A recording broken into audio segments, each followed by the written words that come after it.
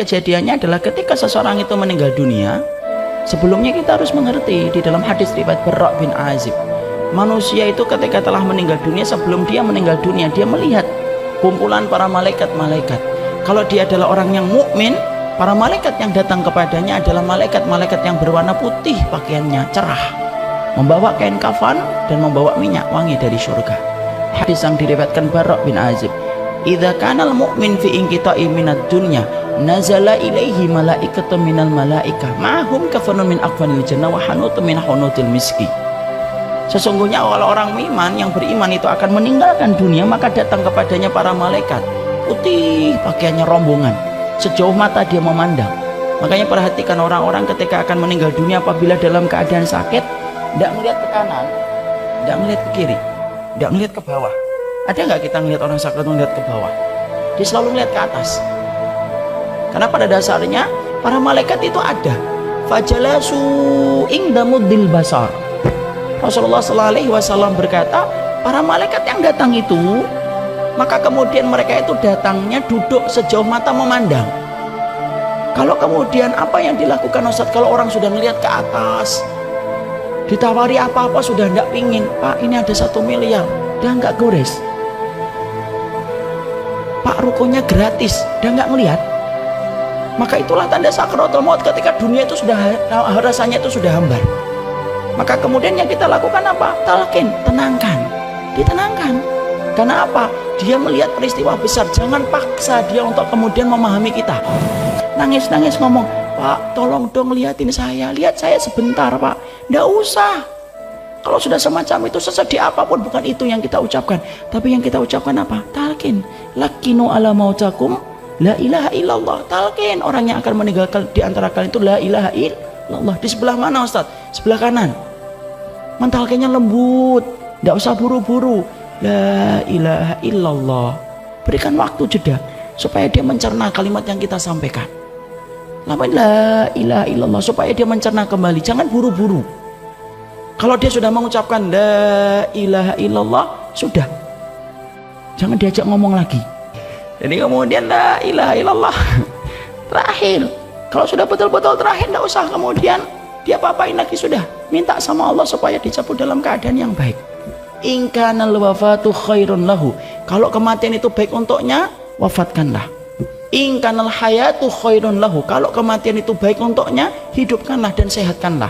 Tidak boleh bagi kita untuk meminta mati. Sampai Bapak, berat apapun ujian dan sakit yang nanti kita derita, jangan pernah sekali-kali minta untuk kemudian kita mati. Matikan saya ya Allah, saya ikhlas. Tidak usah. Itu tidak pernah dialami oleh para sahabat. Dan Rasulullah melarang itu. Fala, janganlah kamu kemudian membayangkan kematian dan meminta kematian. Tapi katakanlah, kalau memang mati lebih baik untukmu, katakan, ya Allah kalau memang mati baik untukku, wafatkan aku. Tapi kalau kemudian engkau melihat bahwasannya hidup itu baik untukku, hidupkanlah, panjangkanlah. Maka ditalqin. Maka ketika seseorang itu telah meninggal dunia, dia naik kain kafannya, ruhnya itu pakai kain kafan. Maka para malaikat tadi yang membawa kain kafan, yang membawa kemudian minyak wangi, membungkus itu dengan kain kafannya. Masya Allah ya. Sampai jasad dan ruh itu ada pakaiannya, diatur, ada berpakaian itu. Jangan remehkan berpakaian, itu termasuk di antara perkara yang dikonsep oleh Allah yang maha alim. Sampai mati pun dikonsep bagaimana pakaiannya. Ada orang hidup tidak mau diatur cara berpakaian oleh Allah. Dia kemudian dibungkus lagi dengan kafan-kafan itu, diberikan minyak wangi dari surga. Ngetok-ngetok pintu langit yang pertama, fastaftahu lahul bab. Para malaikat-malaikat itu ketika mengantar roh yang pertama, ketika ini adalah orang yang beriman, meminta langit yang pertama dibukakan. Ini menunjukkan bahwasanya langit itu berlapis-lapis. Makanya yang paling ancak itu, paling puncak itu dinamakan Sidratul Muntaha. Sidrah itu apa? Bidara. Karena memang yang paling atas ada bidaranya.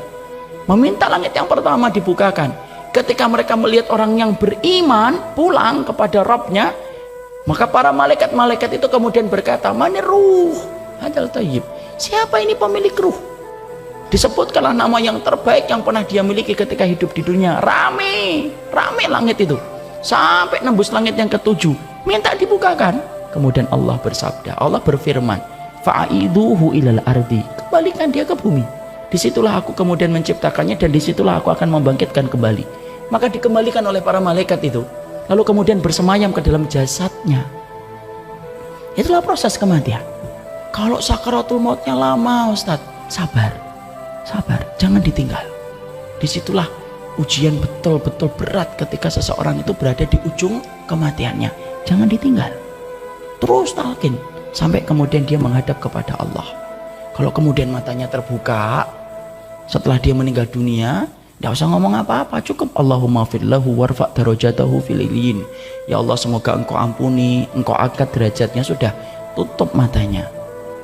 Nah, maka di situ kemudian akhirnya dimulailah fase yang sebenarnya kita bahas. Kapan seseorang itu akan berandai-andai? Yaitu adalah yang pertama, diandai-andai oleh kemudian seseorang itu ketika dia meninggal dunia. Kapan? Ketika dia itu naik ke atas kerandanya. Ya. Makanya Rasulullah Shallallahu Alaihi Wasallam kemudian bersabda dalam satu hadis yang sahih yang diriwayatkan dari jalurnya Imam Bukhari, "Idza wudi'atil janazatu fahtamalahar rijal."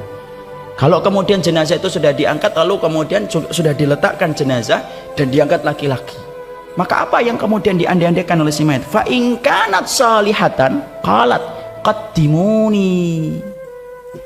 Fa in kanat ghairu salihatan faqala ya wailaha aina yadhhabuna biha yasma sautaha kulla syai'in ilal insan law sami'aha la sa'iqa. Rasulullah SAW kemudian berkata, sesungguhnya si mayit itu pertama kali ketika diletakkan di atas keranda, kalau dia adalah orang yang solih, maka sesungguhnya dia akan berkata, qaddimuni, segerakan aku. Jadi ketika jenazah itu pertama kali naik ke keranda, dia tak memikirkan keluarganya nangis, sedih, enggak. Dia kemudian sudah membayangkan hal yang sangat menggembirakan, menuju ke liang lahat untuk mendapatkan panen dari setiap perbuatan yang telah dia kerjakan. Makanya kemudian sampai ada keterangan, apakah orang yang solih dan tidak solih sebelum ditegakkan mizan, mereka itu sudah ngerti atau sudah sadar enggak kalau kemudian mereka itu akan menuju kemana? Sudah tahu, sudah bisa ngeraba. Para ulama kemudian salaf menjelaskan, manusia ketika mereka itu sudah meninggal dunia, itu sudah bisa meraba dia itu termasuk orang yang akan mendapatkan kebahagiaan atau tidak. Maka perhatikan, Rasulullah sampai mengatakan ingkanat salihatan, kalau dia orang yang solih, bergegas dia mengatakan qaddimuni, ayo segerakan, ayo. Kayak anak kecil itu loh, kalau diajak ke teman bermain, ketika dia ngelihat teman bermainnya, kadang-kadang kan tidak sabar. Kita baru atret, parkir, baru kemudian kita menempatkan mobil, anaknya sudah buka kunci mobil, sudah turun, sudah lari ke tempat bermain, karena tidak sabar. Itulah perumpamaan, kias, menggambarkan tentang orang-orang yang mereka itu kemudian meninggal dunia ketika pertama kali dia itu kemudian dinaikkan ke atas keranda, maka sesungguhnya dia langsung berkata, qaddimuni, qaddimuni. Fa in kanat ghairu salihah, kalau kemudian ternyata dia tidak salih, faqalat, lalu kemudian dia berkata, ya wailaha aina yadhhabuna biha.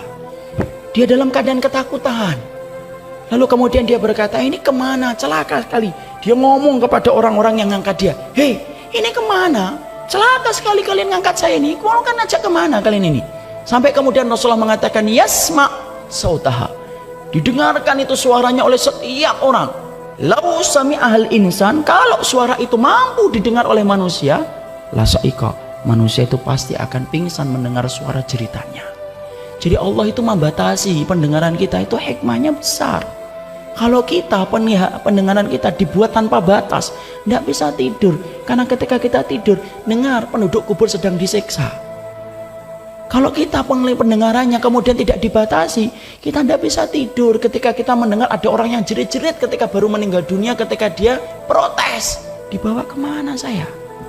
Makanya para salaf berkata, Allah membatasi penglihatan kita, Allah membatasi pendengaran kita, itu hikmahnya besar. Kalau tidak dibatasi, tidak akan hidup tenang kita untuk melihat ataupun mendengar sesuatu yang sebenarnya tidak perlu kita dengarkan. Jadi itulah yang pertama. Jadi menggambarkan bahwasanya kebahagiaan itu langsung dirasakan orang-orang yang pertama kali meninggal dunia. Maka sesungguhnya itulah yang menjadikan kita, perhatikan, kenali Allah dalam keadaan sempitmu, lapangmu, supaya Allah itu mengenal kamu dalam keadaan lapangmu. Inilah yang menjadi kabar gembira tempat pertama kali ketika jenazah itu baru kemudian diwafatkan, dinaikkan di atas keranda dan dia bergegas. Dia ingin mengatakan bergegas. Andai si mayit itu bisa bicara, maka Allah menyampaikan lewat lisan Rasulullah, dialah orang yang berkata dan berteriak, segerakanlah saya untuk sampai ke liang lahat, kalau dia adalah orang yang solih. Kalau kemudian dia bukan orang yang solih, dia akan teriak ketakutan. Dia memarahi orang yang memikulnya karena dia ngerti sesungguhnya segala macam siksa dimulai ketika dia akan dibawa ke liang lahat.